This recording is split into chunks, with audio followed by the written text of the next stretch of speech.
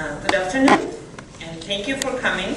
My name is Natalia. I'm a senior planner with the City of Warrenville. And the city is conducting this public meeting tonight, this afternoon, on the University of Illinois at Chicago, UIC, Capstone project presentation, where two UIC graduate students, Jennifer Jones and Robert Rebecca, will present results of their semester-long research, which is summarized in the report titled Analysis of Population, Local Economy, and Housing Data for the City of Warrenville. Copies of this report were previously emailed. I think you have paper copies here, and if there's any additional copies required in the future, please let me know. I just wanted to give you a very brief introduction about Capstone project with the UIC. UIC Capstone project offered through the College of Urban Planning and Public Affairs, and they allow students to work directly with local governments on specific municipal projects. That's providing them with hands-on experience and in this profession of public administration. UIC professors select projects that are being proposed by municipalities, making sure that they meet academic criteria and match students' areas of expertise and interest. And Warrenville project was selected as one of those projects for the fall 2013 semester. And over the course of this fall semester, Jennifer and Robert performed comprehensive research and analysis of various demographic data, key economic indicators, and emerging trends for the City of Warrenville, which they will discuss in a presentation.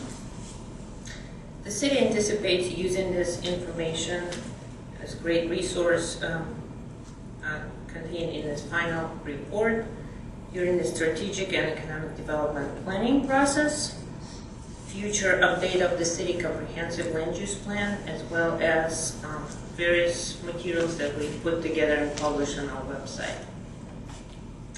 The presentation will take about 10-15 minutes, and then the presenters will be available for questions. Thank you. Thank you, Natalia. My name is Robert. We're talking about some population, local economy, and housing and land use data with you guys with Jennifer. I want to point out that we're recording, so don't be too rowdy in the back row, things like that. So as Natalia said, we're going to go over a few different things. First, we're going to talk about the data that we collected, that we're going to talk about how we compiled that data. We got the data from the U.S. Census Bureau, the American Community Survey, Choose-Your Page, Chicago Metropolitan Agency for Planning, and the Nielsen Solutions Center were some of the big places that we grabbed data from, amongst others. So we compiled that data for you guys in the report, mostly graphical tables, things like that, to be able to show you guys the trend, and supported with some narrative comments as needed. Through that, we could identify some trends that we saw, see the data that way, we could see the trends and point those out to you guys. And then above and beyond that, we provided a few preliminary suggestions. As Natalia said, you guys are going to be hiring an outside consultant for some land use planning, some strategic planning, things like that. And so we provide kind of a starting point for you guys with those subjects. So our focus today will be on the 8 different trends that we found, going through the data. The first one is that the minority population is increasing in Warrenville. More specifically, the Hispanic and Latino population is increasing, as the Caucasian population is decreasing. The population of Warrenville is aging. The baby boomer generation is increasing in size, while other age groups are decreasing in size. The average household size in Warrenville is shrinking, so there are fewer people in each home on average than previously. The unemployment rate has risen, and the labor force has decreased in Warrenville. And Warrenville has high housing vacancy rates in comparison to local and national averages. The median house value is higher than that of DuPage County and the nation as a whole. There are a large number of house poor families in Warrenville, meaning they spend a disproportionate amount of their monthly income as a household on living expenses. And that vacant undeveloped land is limited in Warrenville. As you guys know, you're a landlocked city, so you only have a limited amount of land, and you guys are working on how to best use that land that you guys do have. So first, Jim's going to talk about some population local economy data, and then I'll go into some housing and land use data. This is Jennifer. Okay, so as Robert said, I will be discussing some demographical information with you guys along with the labor force in Warrenville. Okay, so currently the minority population has increased within the city of Warrenville, and more specifically the Latino population. I looked at 1990 through 2003 to 2013 to receive this information. In 1990, 3% of Warrenville's population was Latino, and the estimated rate is now 22.7% of the population has grown to be Latino. This is a 760% increase over the last 23 years. I'm sorry, 13 years.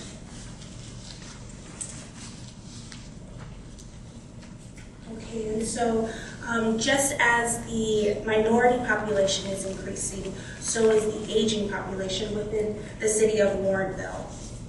And this is more specifically for the baby boomer cohort. And when I speak of baby boomers, I mean those who were born following World War II between the years of 1946 and 1964. In 2000, the cohort of 44 years of age to 64 years of age was 12.9% in the city of Warrenville. And here in 2013, it has grown to 29% of the population, which is a 35% increase. In addition, with that group growing, we also see that the younger population is decreasing. So those who are 18 years of age or under, and those who are 25 to 44 years of age has been decreasing over the last 13 years. So for those who are 18 years and under, 28%, it's decreased by 28%, and those who are 25 to 44 have decreased by 26%.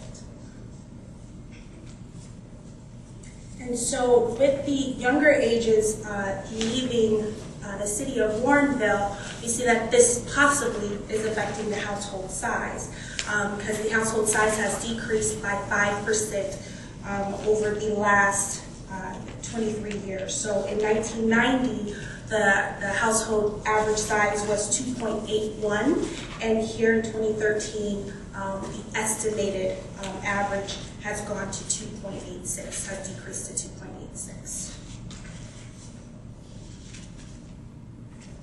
Okay, and so now I'm finished with the demographical information. I was going to go into the local economy information for the city of Warrenville.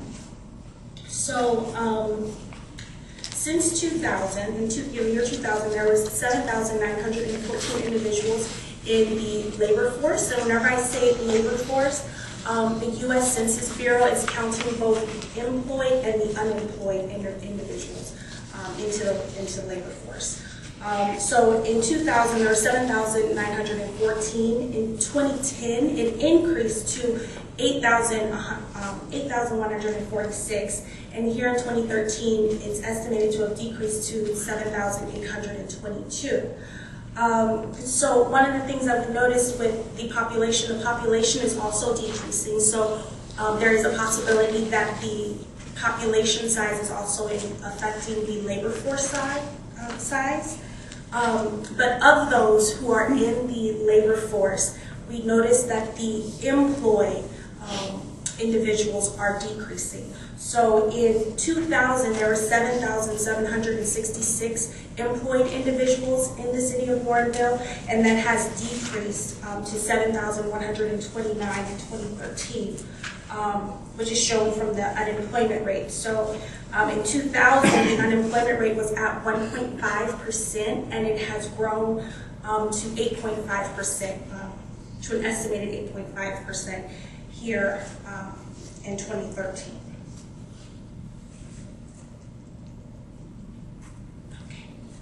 so now Robert is going to speak about housing. So with housing, the housing vacancy rate is quite higher than the surrounding area in DuPage County, and also higher than national rates. That the units that are intended for owner occupancy in the city of Warrenville have a vacancy rate of 2.6%, and the units intended for renter occupancy in the city have a vacancy rate of 14.8%. In comparison, DuPage County, the vacancy rate for owner-occupied or tenant for owner-occupied residences is 1.8%, and the vacancy rate for units intended for renter occupancy is 6.3%. And nationally, owner vacancy rates are 2%, and renter vacancy rates are 9%. Talk a little bit about the properties and how they're vacant. We're going to talk about the value of the housing here in Warrenville. That the housing value is quite high in Warrenville. The median household value is $293,000. You can see here most of the housing in Warrenville is valued at $100,000 to $500,000. That in DuPage County, in comparison, the average home is valued at $274,200. So a little bit less than Warrenville. And Illinois is quite a bit less than Warrenville. The average Illinois home is worth $170,600. And then that's a bit closer to the national average of $171,900 as a median household value. So home values are quite high. However, there are a large number of house poor families in the city. They can see from this table, we're talking about the selected monthly ownership cost as a percentage of household income. And what that includes is a sum of payments for mortgages, real estate taxes, various insurances, utilities, fuels, condo fees, all those monies that you pay for your household. That financial advice ranges from spending about 25 to 35% of your monthly income on housing expenses, with the kind of rule of thumb being about a third of your monthly expenses ought to go towards housing. And so you can see here that if we use the most lenient level, 35% or more, that 26.3% of Warrenville residents are house poor. And if we use the most conservative estimates, 54% of Warrenville residents are house poor. And those are people who have a mortgage. And so we're going to talk a bit about people without a mortgage, since they have fewer housing expenses, assumably.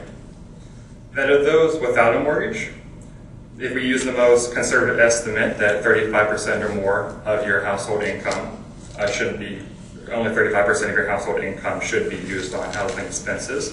At least 22% of Warrenville residents are house poor. With a more conservative 25%, about 30% of Warrenville residents are house poor. And so we talked about people who own their home. We're going to talk about people who are paying rent. It's a very similar measure. It's your rent in conjunction with all those other utilities, taxes, things like that you may be responsible for. So if we look at the renters, then at least 40% of people who rent their home in Warrenville are house poor, and up to about 55% of people who rent their home are house poor. So overall, there are a large number of people who are house poor in the city. So we talked about housing for a little bit. Now we're going to talk about this slide with land use. So the 1979 land use report, it showed that there are a total of 5,151 acres in this city, which is a bit off because the land use data, the land use report from that year included Blackwell Forest Preserve and St. James Forest Preserve, and Blackwell is about 1,400 acres, and St. James is about 2,000 acres. It does throw it off a little bit, and you can see now where only the actual land city of Warrenville was used at 3,500 acres about. So this graph shows that residential land is being used more for residential purposes now, from 25 to 47%. There's a lot more office and retail space, and also open space has decreased a bit, and undeveloped land has gone from 26% of the land to only 9% of the land. And so this shows that open space and undeveloped space is being used for residential purposes. And it's going to be important when we're talking about our recommendations for you guys. So now that we've talked about the population data, the land use data, the housing data, and the local economy data, we're going to use these trends and provide a few recommendations for you guys. Here's Jennifer to do that. Okay, so some of the preliminary suggestions that me and Robert discussed, one would be for the aging population, and this would be to provide more assistance to the aging population since it's growing within the city of Warrenville, having more services for the aging population. The other would be to attract young professionals and families to the city. And so this is more geared towards the average household size decreasing. And so bringing in more younger individuals to come in and be a part of the economy to help grow the economy would be one thing to suggest. The other would be address the issue of shortage in affordable housing. So currently, there's the home value is high within the city of Warrenville, and the unemployment rate right now is growing. And so our suggestion would be to provide services that would help housing be more affordable for the individuals living within the city. And finally, our last suggestion would be to address the issue of current vacant properties. And our suggestion to do that would just to make use of the vacant properties that you guys have here within the city of Warrenville. And we thank you guys for listening. Do you guys have any questions or comments? Yes. Should go back to the slide before.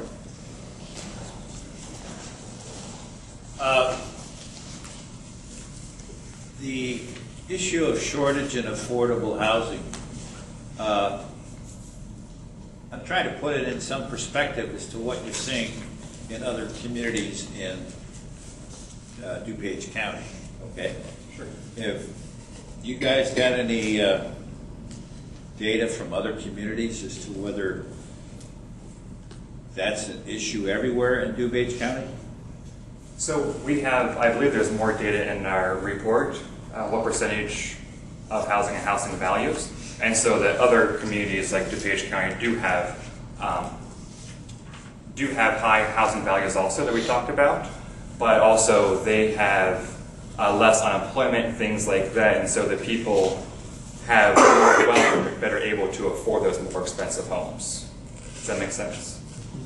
Well, what I find surprising is that your analysis says that our average housing price is high. Yeah. And I find that a little bit odd, considering we got Naperville and Wheaton, which are just way over the top with their housing prices. Yeah, so we compared to DuPage County, and so probably after you get into your Naperville, very expensive neighborhood, after you average that over DuPage County, it kind of evens out. So we didn't compare it to Naperville or places like that in other cities. But they have they represent a significant number of, Sure. of people. And it'd definitely be something for the consultant to look at and see if there are any recommendations based on other cities and what they have done in order to be able to do that, and to see what has worked, what hasn't worked in the past with those kind of things. Okay. I have kind of a comment on that, Sure. John, and that is I think Naperville and Wheaton, for example, have a much larger diversity in their population, in their housing stock. There's a heck of a lot more that's less valuable than we tend to think it is. And there's a lot more apartments there than there are in our town. So the value of those housing units, I think, are going to get skewed a bit. Here, we are owner-occupied for the most part. And that's not true in vast sections of Naperville and a growing section of Wheaton. If you've been in the rental market like Rocky and I have been recently, you'll see that. It's really quite an amazing lesson that we picked up.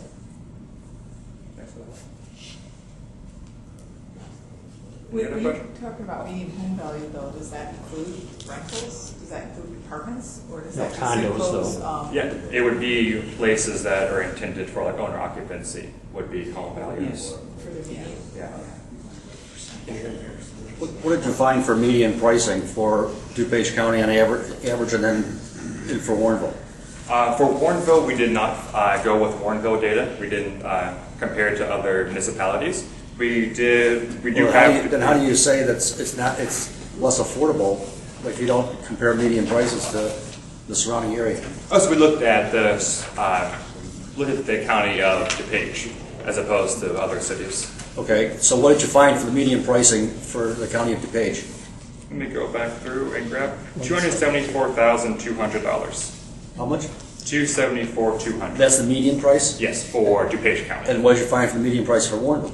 For Warrenville is $293,000. So a little bit more. And in comparison to Illinois, it's quite a bit higher. What is that? That 293? Is that a 2011 number from the American Community Survey? Is that something that was projected to 2000? It's not projected. It's 2010 with the American Community Survey. I gotta be honest with you, that one jumped out to me too, and after I read your report, the written report, I went back and pulled it off of the CMAP website, and they identified that in 2011, based on the 2011 American Community Survey 5-year estimate, the median housing value in Warrenville was $239,000. So you think that 293, the number could have got transposed in your report? That would definitely go back and look, but we have reviewed the report a few times and haven't seen it before, but we'll make sure. The data on the CMAP website is inconsistent with what your findings are. Sure. And it's more, at least in my opinion, CMAP's data is more consistent with what I think anecdotally we feel is probably more accurate in our community. So maybe it is something you can go back and check. Yeah, and that's what we were doing a lot of this to see if like what's anecdotal, what does relate to what the data is. And so we'll definitely double check and make sure before we provide you with the final word. I appreciate that. With your preliminary suggestions for services assisting aging populations, did you drill down into anything specific, or do you just... It's a very blanket statement, and sure, that the aging population is going to be needing quite a few different kind of services, definitely, especially with the age group, and that all the kind of services to go along with that, whether it's different housing, medical expenses, things like that. And we're not sure what all you guys have in place currently. You would provide for that population and what kind of increase it's going to be for you guys and what extra resources you'll need, what's around the area, and if they'll stay here or go to nearby areas like Naperville and whatnot to get their services there. What about the next one down, attracting young professionals and families to the city? Did you Yes. have any... It definitely specific- like employment, things like that. To be able to provide places where they can, commute to work also. We know a lot of people from here travel down to Canterre to be able to go to work. And also perhaps public transportation close to, getting to Chicago so that people are willing to move out to the suburbs, have easy transport since we know that the highways can be a pain in the butt to get to in the morning and the evening, things like that.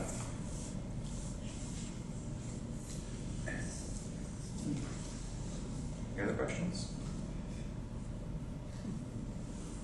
Yeah.